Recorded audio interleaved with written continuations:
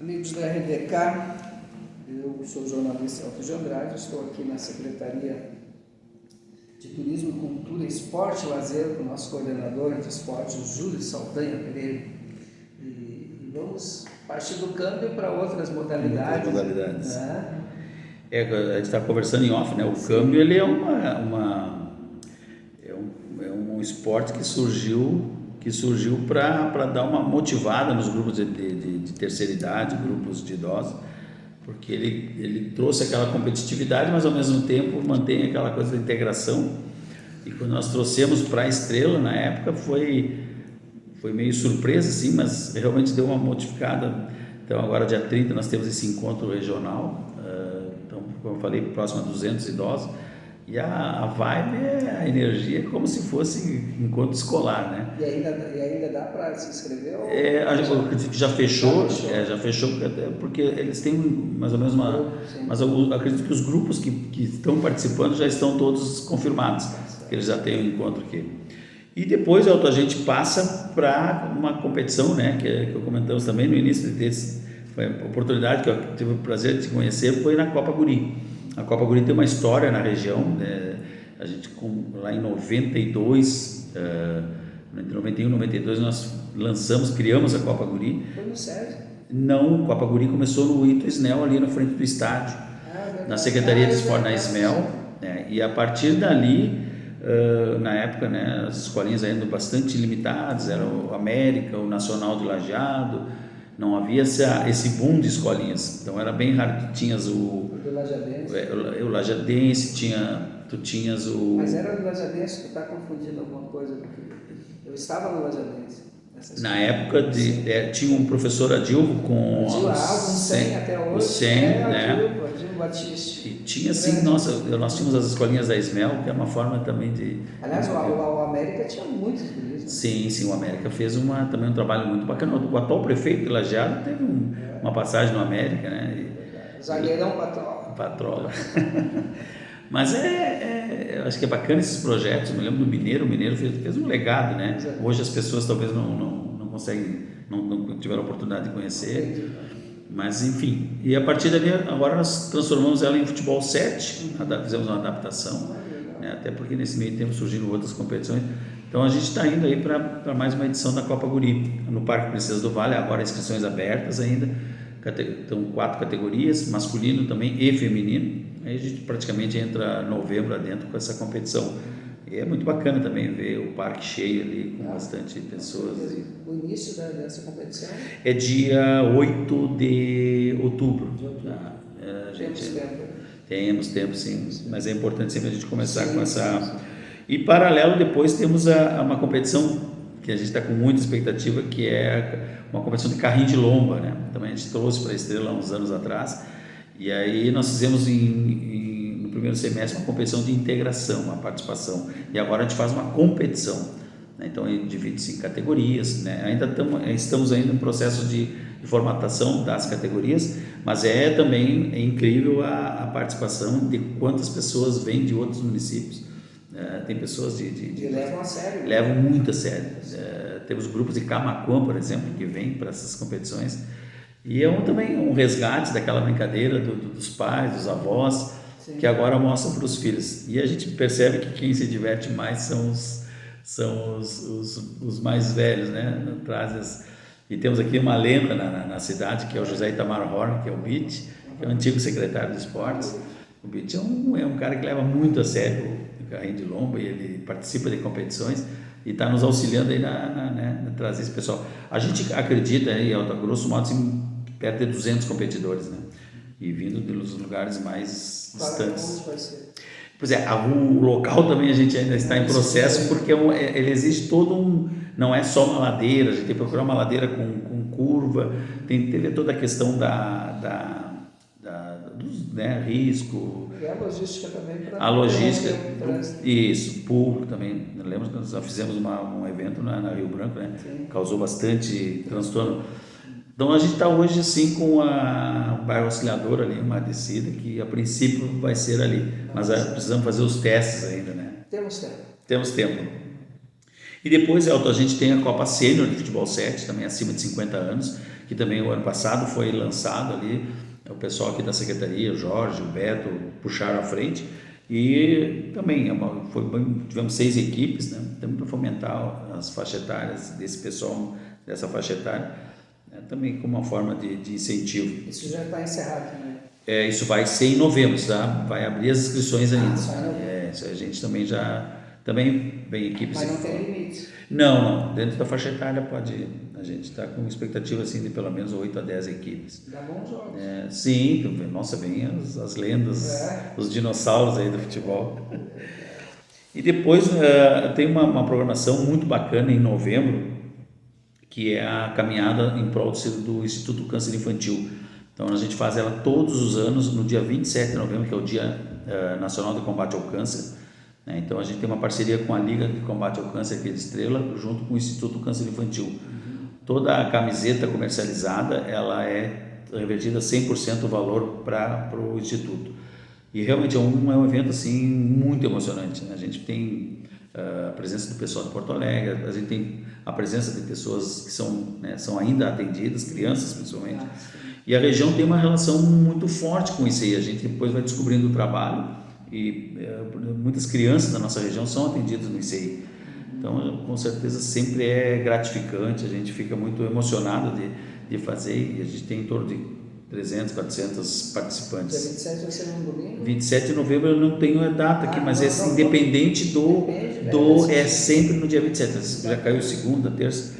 O início é 8 horas, não? Isso, normalmente, como era o horário de verão, a gente começava 8 horas, agora em torno de 7h30 nós fizemos a concentração no Parque Princesa do Vale, e ali já aproveitamos muitas vezes a iluminação de Natal que Estrela na época. Essas camisetas vocês confeccionam? Isso, vocês fazem, não? Não, o ICI oferece ela, né? O ICI também tem parceria com empresas, né, que ajudam, então toda aquela camiseta, todo o valor revertido, e no dia também eles comercializam produtos, trazem o leãozinho ali, que é o da coragem, né? Nós estamos já indo para a sexta edição, e eles muito gratificados ficam, porque eles nem esperavam que seria tão sucesso. Nas primeiras edições tinha aquela expectativa, e a gente realmente, e vem toda a região, né? Toda a região que sabe que tem essa caminhada, e pela causa ele tem um apelo bem bacana. E em dezembro, Elton, a gente passa a ter então na verdade 2 eventos assim bacana, que um é os destaques esportivos, né? E isso a gente acaba deixando assim um pouco mais adiante, que reverenciar atletas da cidade que tenham algum tipo de destaque. Então a gente tem já várias homenagens, assim, que é uma forma também de agradecer, ou até de reverenciar essas pessoas que fazem, né? Porque o esporte amador, o atleta amador, ele é bastante, trabalha muito, sacrifica muito. Os estrelenses se destacam. Isso. A gente teve assim, homenageamos já vários atletas, ex-atletas, líderes comunitários, então sempre com algum foco. Então tivemos uma homenagem às mulheres atletas, já fizemos há uns anos atrás, tivemos a idosos atletas, tivemos portadores de algum tipo de deficiência que são atletas, e ainda esse ano a gente está avaliando aí para fazer uma homenagem bacana para algum tipo de segmento, mas também uma forma também da gente valorizar o esporte, né? E no final o passeio ciclístico, né, que é o dia 15 de dezembro, que é uma forma também de estimular o ciclismo. Essa semana passada tivemos a assinatura da ordem de início da ciclovia, que vai interligar a Estrela e Imigrante. Então a gente também precisa estimular, motivar o ciclismo e a bicicleta como meio de transporte. O passeio ciclístico, que já é tradicional na nossa cidade, que é um passeio noturno, então é bacana, movimenta, já tem a iluminação natalina, se passa por pontos bacanas. Enfim, em paralelo temos os jogos escolares, né, que eles são desenvolvidos em etapas, né? A gente tem agora a categoria de futsal, já tivemos a categoria de futsal, nós vamos ter agora xadrez, depois no final do ano natação, basquete. Então a gente optou por fazer os jogos escolares em etapas, e com certeza é a modalidade, a programação esportiva mais importante da Secretaria. A meu ver, assim, o esporte de base ele tem que ser fomentado, ele precisa ser estimulado, e a gente tem um carinho muito grande. A gente tem em torno de 10 a 12 modalidades, desde xadrez, tênis de mesa, atletismo, basquete, handebol, o próprio xadrez, natação. É uma forma assim de fazer o mais múltipla possível opções e deixar para a criança, para o adolescente, estimular ele, não só para o futebol, né? Que a gente ama e adora, futebol e o vôlei, mas a cada ano a gente implementa algum tipo de modalidade. Esse ano implementamos o vôlei de dupla, o vôlei de praia, investir na criança, né, ainda continua sendo o maior investimento, retorno certo, né? É a base. Então, vocês usam o rio para alguma... Dentro dessas alterações e modificações do trabalho, da formatação do trabalho que a Secretaria fazia, a Secretaria coordenava um projeto chamado Navegar, que era coordenado pela Secretaria. Com essa junção das secretarias, com a transformação da Secretaria de Esporte num departamento, o processo passou a ser em parceria. Então, hoje a ECA, que é uma entidade que faz um trabalho de rendimento com atletas, é a que coordena o projeto. O município, então, tem uma parceria de alguns repasses, e assim como é no vôlei da VATS. Temos a VATS, temos a ECA com a canoagem, a EF com o futebol feminino e o rugby através de um repasse para os centauros.